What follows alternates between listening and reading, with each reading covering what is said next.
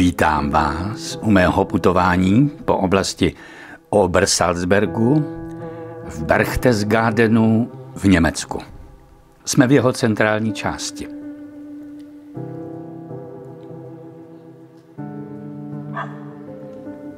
Hotel Zum Türken. Tohle je jedna z mála nemovitostí, zachovaná dodnes v téměř původní podobě. Pár desítek metrů za námi je prostor bývalých kasáren pro jednotky SS, které byly postaveny v roce 1941 a které zabezpečovaly ochranu celého prostoru, včetně prostoru Kelstein. Na místo kasáren se podíváme v jednom z příštích dílů mého putování po této oblasti. Teď pár zajímavostí o hotelu. Dlouholetou majitelkou a manažerkou byla Ingrid Scharfenberg, pocházející z rakouského Salzburgu. Její dědeček Karl Schuster koupil dům v roce 1911 a přeměnil ho na hotel. Ale v roce 1927 se přestěhoval do sousedního domu Adolf Hitler. K jeho proslulému Berghofu dojdeme za chvilku. Hotel byl těžce poškozen při bombovém útoku na Hitlerův dům v dubnu 1945, ale matka Frau Scharfenbergové, Tereze Partner, se svými dětmi, se svými 2 malými dcerami, se přestěhovala zpět do ruin a brzy přebudovala hotel na prosperující podnik.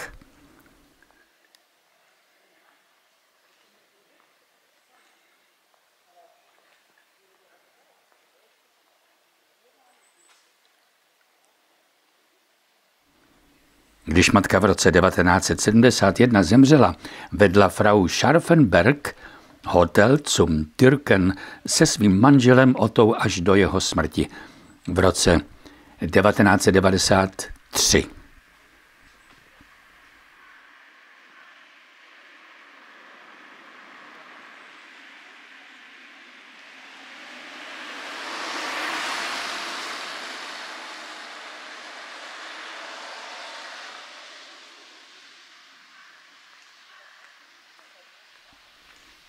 Pod vedením Frau Scharfenberg byl tenhle penzion jedním z nejoblíbenějších v oblasti Berchtesgadenu.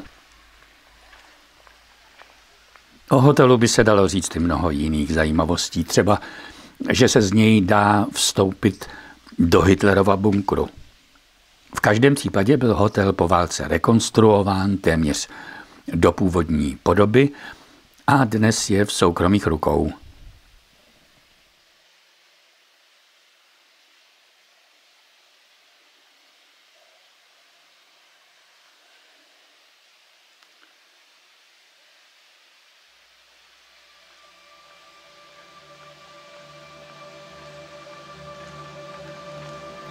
Jdeme teď po silnici dál k jedné ze 2 přístupových cest k samotnému Berghofu.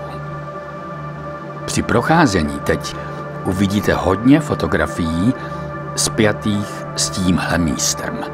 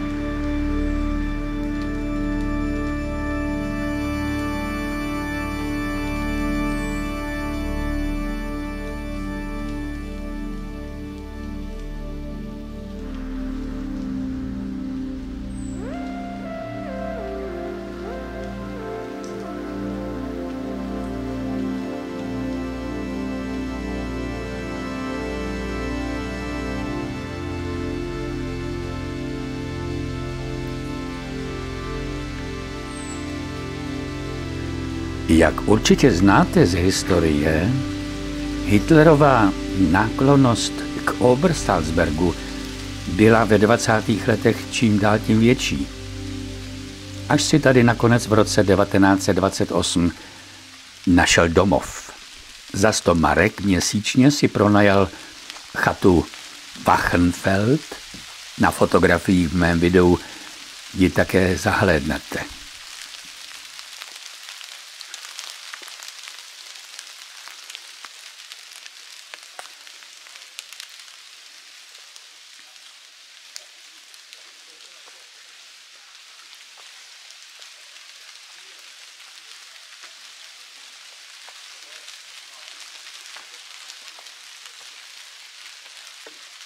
S nevlastní sestrou Angelou Raubalovou, která mu na Berghofu dělala hospodyni, tu začal trávit stále více volného času. Mimochodem, tady také začal jeho vztah s dcerou Angely, která se jmenovala Geli Raubalová. Jejich vztah skončil její dosud nevyjasněnou sebevraždou v roce 1931, ale o tom dnes mluvit nebudeme.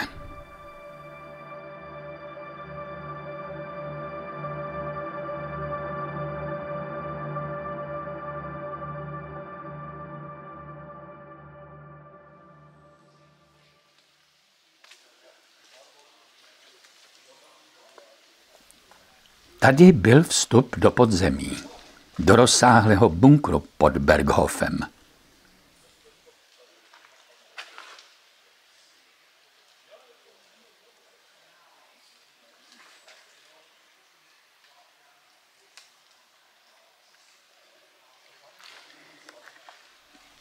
Podle návrhu samotného Hitlera byla původní chata Wachenfeld citlivě začleněna do novostavby Berghofu. Byla vybudována nová garáž, levé křídlo Berghofu, schodiště a terasy v okolí objektu. Práce na bunkrech se samozřejmě dotkly i samotného Berghofu. V zadní části opěrné zdi byl vybudován vstup do podzemí. A byly taky provedeny 2 nouzové východy v okolí samotného Berghofu. V roce 1943 začalo rozsáhlé budování podzemních krytů pod celým Obersalzbergem.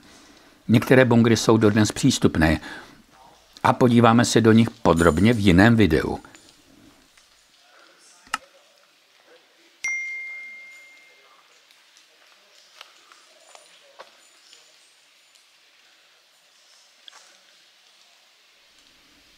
V roce 1932 Hitler objekt za 40 000 zlatých marek na úpatí Hohenköhl koupil. Rok na to, kdy byl zvolen říšským kancléřem, začaly první rekonstrukční práce. Byla přistavěna veranda a terasa. Největší přestavba byla provedena v letech 1935 až 1936 podle návrhu architekta Degana. Interiér byl vybaven tím nejlepším, co bylo k dispozici. Byl použit barokní nábytek Biedermeier, mramorové a dřevěné obklady, tapiserie, gobelíny. Všechno postupně zahlédnete na fotkách ve videu. Poslední menší dostavbou bylo prodloužení levého křídla Berghofu směrem k hotelu Zum Türken, odkud jsme vyšli.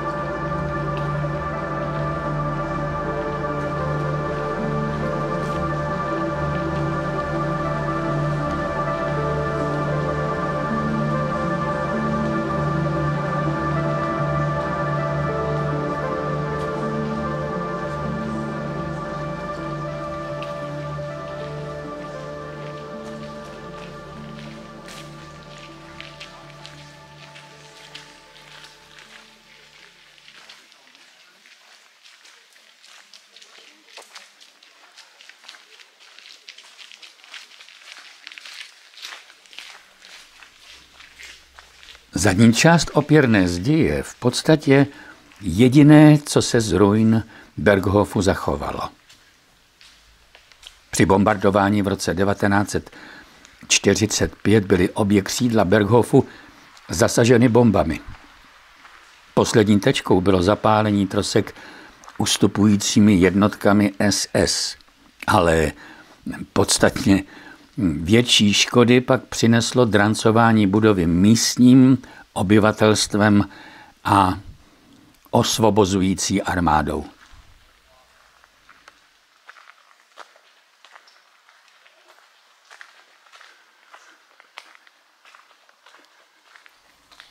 O jednotlivých detailech tohoto kdysi honosného sídla by se dalo říct mnoho dalších zajímavostí, ale protože na mém profilu je z tohoto putování po historii tohoto místa víc videí, pokusím se zase v jiném videu z Berghofu vzpomenout na jiné detaily. Teď projdeme na jih k místu, kde kdysi stál penzion Moritz, později hotel Platterhof, který koupil a přestavěl Martin Bormann, a kde je dnes parkoviště, restaurace a muzeum historie a národního socialismu.